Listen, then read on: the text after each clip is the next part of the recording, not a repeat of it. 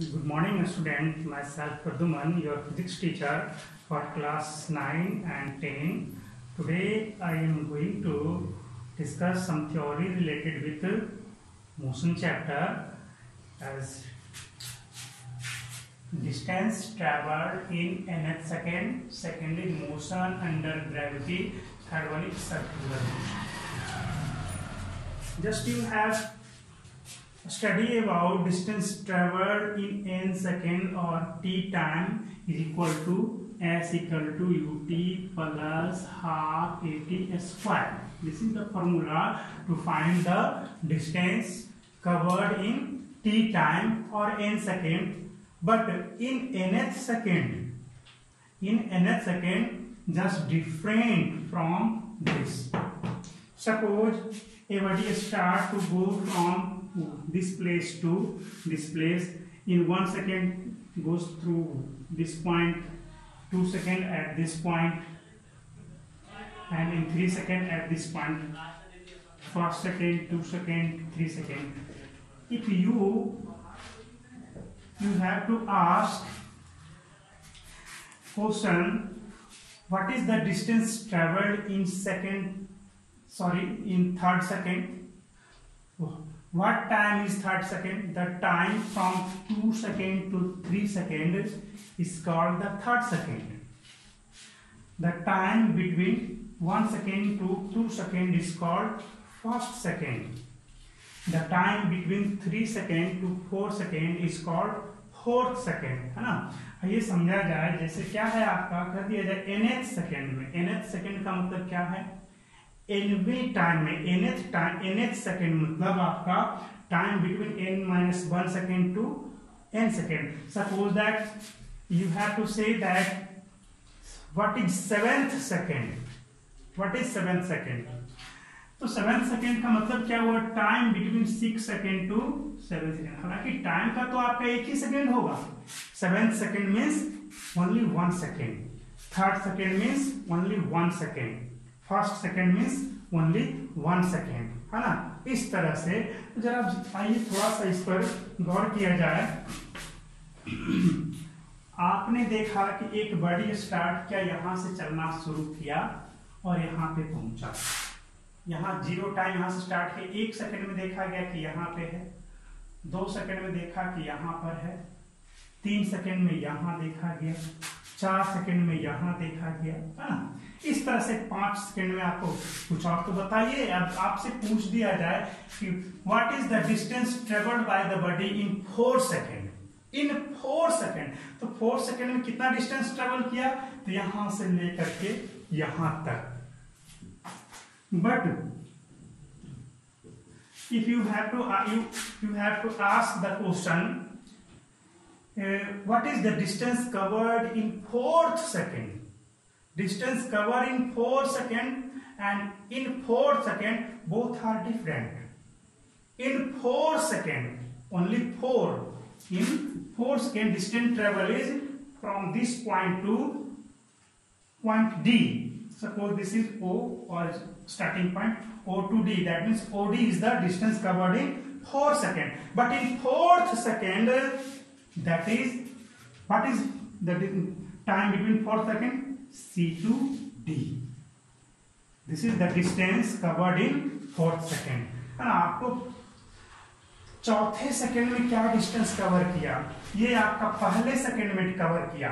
पहले सेकंड में इतना डिस्टेंस कवर किया, दूसरे सेकंड में इतना कवर किया है, तीसरे सेकंड में B to C गया और चौथे सेकंड में C to D गया, है ना. इसलिए कहा जाए कि distance covered in 4 second is CD. और 4 सेकंड में that means distance cover in 4 second. क्या होगा वो डिस्टेंस कवर्ड इन 4 सेकंड? तो आपका 4 सेकंड में यहां से लेकर यहां गया. 1 सेकंड में यहाँ इतना डिस्टेंस कवर किया. 2 सेकंड में यहाँ से यहाँ तक कवर किया. 3 सेकंड में यहाँ से यहाँ तक कवर किया और 4 सेकंड में आपको यहाँ से यहाँ तक. बट थर्ड सेकंड में, तीसरे सेकंड में कितना किया कवर? B से C तक, है ना. तो BC आपका क्या डिस्टेंस कवर्ड इन 3rd सेकंड. CD क्या हो गया आपका डिस्टेंस कवर्ड इन 4th सेकंड. अब सवाल आपसे ये है कि आप इसे कैसे फाइंड आउट करोगे कि डिस्टेंस कवर्ड इन 4 सेकेंड? कैसे, कोई फॉर्मूला तो है नहीं इसके लिए, इसके लिए हमें फॉर्मूला प्रिपेयर करना होगा, तैयार करना होगा। ये कैसे करेंगे? अब बताइए, हम इस CD को क्या लिख सकते हैं? OD माइनस OC लिख सकते हैं। CD that means CD equal to OD, यहां से O से स्टार्ट किया, OD माइनस OC होगा ना। आप खुद से सोच सकते हैं, ज्योमेट्री आप लोग का स्ट्रांग है ना। तो CD क्या हो गया? OD पूरा डिस्टेंस माइनस यहां तक का, पूरे में ये माइनस कर दिया, यही डिस्टेंस में बचा। इस तरह से आप क्या कर सकते हो? Distance covered in 4 second is distance covered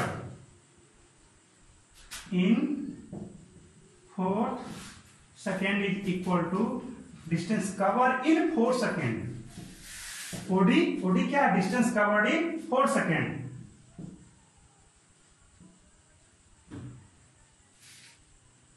in 4 second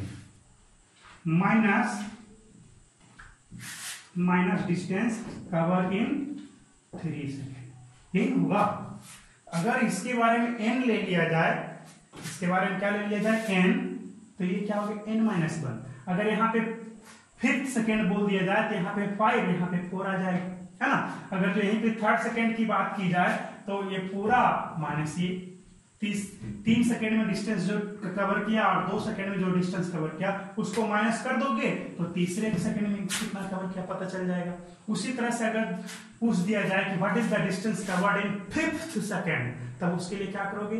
distance covered in 4 second, sorry 5 second minus distance covered in 3 second. Just like this, अगर जो कह दिया जाए कि डिस्टेंस कवर्ड इन nth सेकेंड, उसके लिए क्या करोगे?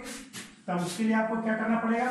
डिस्टेंस कवर्ड इन n second minus distance covered इन n-1 सेकेंड। यहाँ 4 है तो यहाँ 4-1 है, यहाँ 5 रहता तो यहाँ पर 5-1, तभी ना यहाँ 4 होता।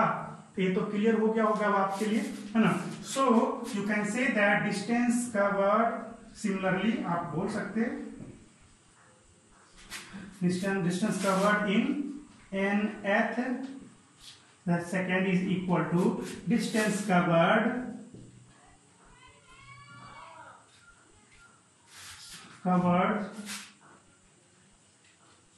in n second minus distance covered in n-1 second।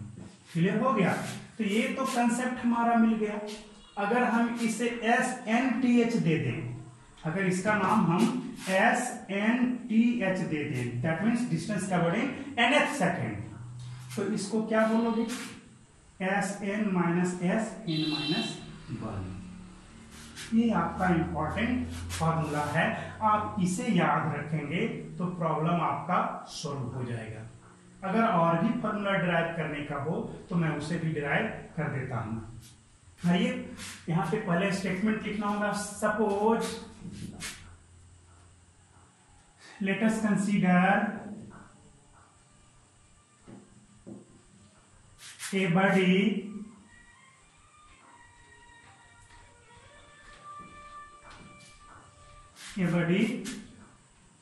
move with initial velocity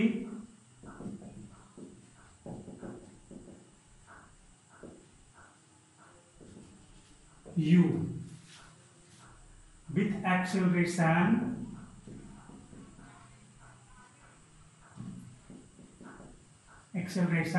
a with uniform acceleration, कर दो तो ज्यादा बेहतर है, for acceleration a। So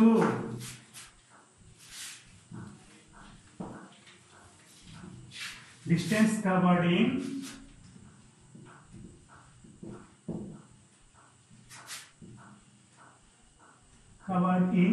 n second, क्या होगा? n second. Sn बराबर, हम हमारे लिए फॉर्मूला क्या है? S equal to ut plus half AT² हो गया। तो n सेकेंड के लिए टाइम क्या रखोगे? For n second time equal to n, तो u into n plus half into an² हो गया। ये कितने सेकेंड के लिए हो गया? n सेकेंड के लिए हो गया। And also distance covered in n-1 second. n-1 second के लिए क्या हो जाएगा आपका, इसी तरह का फॉर्मूला अप्लाई कर लो, Sn-1 बराबर un-1 plus half an-1 whole square. ये हो गया आपका n-1 सेकेंड के लिए। अब आइए इसके लिए, अब आपका nth सेकेंड के लिए क्या होगा, that is distance covered in nth second, distance covered in nth second. SNTH बराबर क्या होगा,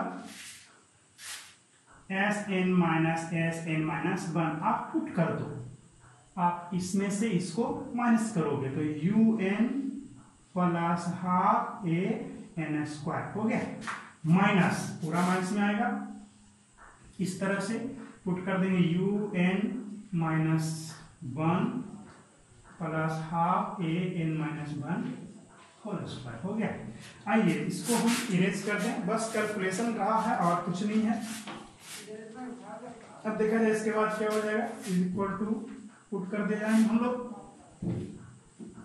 un प्लस हाफ an², इसको मल्टीप्लाई कर दे अंदर में un minus u plus half an² minus 2n plus 1 हो गया।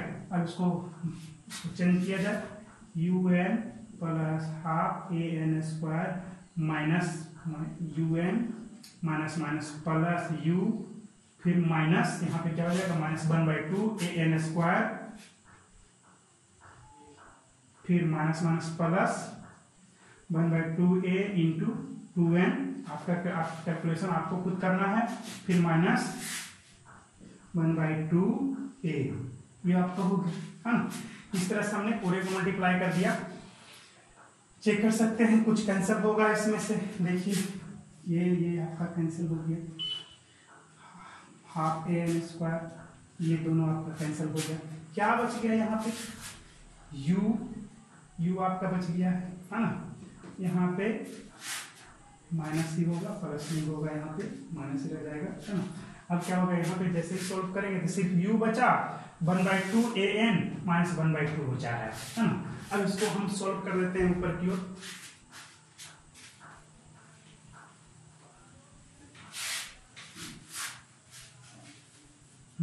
देखा जाए इसको सॉल्व करेंगे तब क्या हो जाएगा आपका, SNTH बराबर u प्लस हाफ यहाँ पे हाफ, यहाँ से 2 कैंसिल हो जाएगा, सिर्फ और सिर्फ a इंटू n बच जाएगा, a into n minus 1/2a हो गया। अब यहाँ से इसको a कॉमन ले लें हम, u प्लस a कॉमन ले लिया, n-1 1/2, इसको सॉल्व करेंगे तो 2n-1 u plus 1/2 into a into 2n-1 solve करेंगे तो यही आएगा आपका a इंटू, इस तरह से आप इसको ओवरऑल करेंगे u plus 1/2 2n-1 into a, ये आपका nth सेकेंड में डिस्टेंस कवर्ड का फॉर्मूला हो गया। जब आपको इनिशियल वेलोसिटी दे दिया जाए, एक्सेलरेशन दे दिया जाए और कहा जाए calculate the distance covered in 5th second, then you put the values of n equal to 5 and find the distance covered. Also put the value of u and a. Okay. Now another theory for motion under gravity.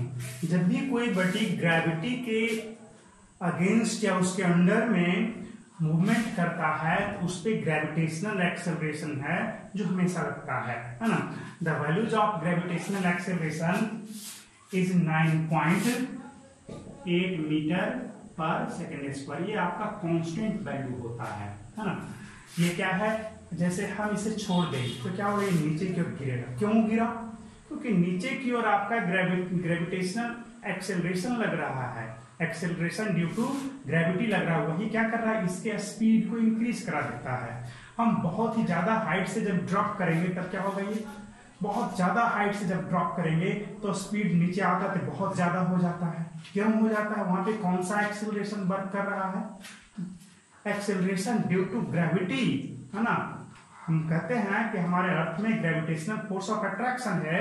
Due to this force of attraction and acceleration is generated which is called as the gravitational acceleration. और इसका value क्या होता है? Fix value है ना। और value क्या है? वो 9.8 मीटर पर सेकेंड स्क्वायर होता है। तो इस केस में हम जैसे ही किसी बॉडी को ऊपर से ड्रॉप करेंगे, है ना, तो h हाइट से अगर जो ड्रॉप किया जाए तो नीचे आएगा। नीचे आने में क्या होगा? यहाँ पे आएगा। h हाइट से ड्रॉप किया तो यहाँ पे आपको कुछ तो मालूम है, जैसा आप अप्लाई करते थे s equal to u t plus half a t square, है ना, v equal to u plus a t and v square equal to u square plus 2as, same आपको इसमें भी अप्लाई करना पड़ेगा। यहाँ पे s के जगह h हो जाएगा, एक्सेलरेशन के जगह g हो जाएगा, है ना। h equal to u t plus half g t square, v equal to u plus g t, v square equal to u square plus 2gh, इस तरह से है ना। और यही फॉर्मूला, इतना ही फॉर्मूला लगा करके आप बहुत सारे प्रॉब्लम सोल्व करेंगे। और ज्यादा थ्योरी भी है, इसमें बहुत सारे थ्योरीज हैं, लेकिन जितनी आवश्यकता है उतनी मैंने आपको बता दिया है। न्यूमेरिकल सोल्व करेंगे तो यही सारे फॉर्मूला अप्लाई करेंगे। ये कब एप्लीकेबल होगा? जब बॉडी ऊपर से नीचे की ओर गिरेगा, उस समय क्या होगा? स्पीड इंक्रीज करेगा। और जब नीचे से किसी बॉडी को ऊपर फेंका जाएगा तब क्या होगा? स्पीड डिक्रीज करेगा। ऊपर जाते जाते जाते क्या हो जाएगा? रुक जाएगा और फिर नीचे गिरेगा। कब रुकेगा? तो वो मैक्सिमम हाइट पर जाकर के रुक जाएगा। तो उस केस में आपको क्या होगा?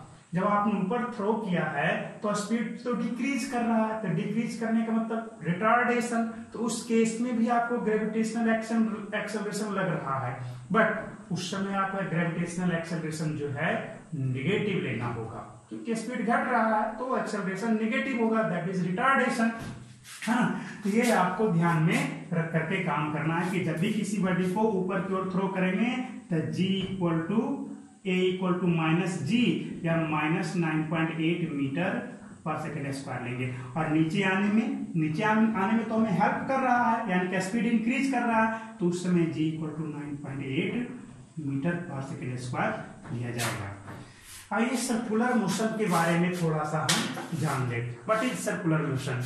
When a body follow circular path, when a body follow circular path, then motion of the body is called circular motion. In this case, direction of the body always changes. क्या होता है कि जब भी आपको यहाँ पर इस तरह से कोई सर्कुलर पाथ में मूव करता है तो क्या हो रहा है? आपका डायरेक्शन हमेशा से चेंज करते रहता है। तो due to change in direction, इस डायरेक्शन में बदलाव होने के कारण एक एक्सेलरेशन प्रोड्यूस हो जाता है। हम लोग जानते हैं rate of change of velocity is called acceleration, यानी कि वेलोसिटी में चेंज हो रहा है, दैट मीन्स एक्सेलरेशन। यहाँ भी वेलोसिटी में चेंज हो रहा है। वो क्या हो रहा है कि यहाँ पे बॉडी तो मूव करेगा यूनिफॉर्म वेलोसिटी से, बॉडी मूव कर रहा है यूनिफॉर्म वेलोसिटी से, बट यहाँ पर एक्सेलरेशन प्रोड्यूस हो रहा है। किसकी वजह से? तो due to change in direction velocity. यहाँ पे देखा जाए इस डायरेक्शन में मूव कर रहा था, लेकिन यहाँ पे देखा जाए डायरेक्शन चेंज हो गया, यहाँ पे डायरेक्शन चेंज हो गया, हर जगह डायरेक्शन चेंज होते जा रहा है। तो डायरेक्शन में बदलाव के कारण एक एक्सेलरेशन प्रोड्यूस हो जाता है, जिससे हम लोग सेंट्रीपिटल एक्सेलरेशन बोलते हैं। वो किसकी ओर लगता है? तो टुवार्ड द सेंटर, है ना, टुवार्ड द सेंटर, सेंटर की ओर एक एक्सेलरेशन प्रोड्यूस हो लग जाता है, जिसे हम लोग सेंट्रीपिटल एक्सेलरेशन बोलते हैं, है ना। और उसका वैल्यू क्या होता है? Suppose body move with velocity v, uniform velocity, आपका बॉडी का वेलोसिटी क्या है? बिल्कुल ही यूनिफॉर्म है सर्कुलर ट्रैक पे, है ना। तो उस केस में एक्सेलरेशन का मैग्नीट्यूड क्या होगा? Suppose radius of the circular path is r, then in this case centripetal acceleration is v square by r। ये आपको क्लास जब 11th में जाएंगे तब उस क्लास में इसका प्रूफ पढ़ने को मिल जाएगा। अगर आपको आवश्यकता होगी तो मैं आपको प्रूफ इसका सिखा भी दूंगा, लेकिन अभी उसकी आवश्यकता है नहीं, आप लोग क्लास 9 के हैं। हाँ, तो इस तरह से ये एक्सेलरेशन प्रोड्यूस हो जाता है ना। अगर यहाँ से स्टार्ट किया चलना, इस जगह पे आ गया, डायमीटर के एंड पे चला गया, है ना, तो बताइए कितना डिस्टेंस कवर्ड किया। तो डिस्टेंस कवर्ड क्या हो जाएगा, रेडियस r है तो पाई r, पूरा कवर घूम करके एक चक्कर लगा लिया तब क्या हो गया 2 पाई r डिस्टेंस कवर किया। आइए डिस्प्लेसमेंट की बात करें, इस केस में डिस्प्लेसमेंट क्या होगा, r 2r हो गया। जब एक राउंड कंप्लीट कर लिया तब कितना हो जाएगा, डिस्प्लेसमेंट 0। इनिशियल भी वही, इनिशियल पोजीशन भी वही और फाइनल पोजीशन भी वही, तो आपका डिस्प्लेसमेंट क्या हो गया 0। लेकिन एक्सेलरेशन तो आपका जो है v स्क्वायर बाई r वही रहेगा, वो बदलने वाला नहीं है, वो फिक्स है। अब आइए कुछ और कुछ इसमें देखा जाए। अगर बॉडी यहाँ पे चला गया, अब बताइए यहाँ पे पहुंच चुका है तब डिस्प्लेसमेंट क्या होगा, उस केस में डिस्प्लेसमेंट है ना, थर्ड क्वार्टर पे पहुंच गया है, ये r है ये r है, तो उस केस में पाइथागोरस थ्योरम आप यूज करेंगे और root under r square plus r square करके डिस्टेंस निकाल लेंगे, डिस्प्लेसमेंट फाइंड आउट कर लेंगे। डिस्टेंस की बात की जाएगी अब तो इसके लिए ये चेक करना कि बॉडी इस जगह पे गया कैसे, यहाँ से इस जगह पे आया तो डायरेक्ट इधर से गया था या ऐसे मूव करके आया था, उसके बाद आपको निकालना पड़ेगा, है ना। तो ये था आपका सर्कुलर मोशन, उसमें अंडर ग्रेविटी और डिस्टेंस कवर्ड इन nth सेकेंड।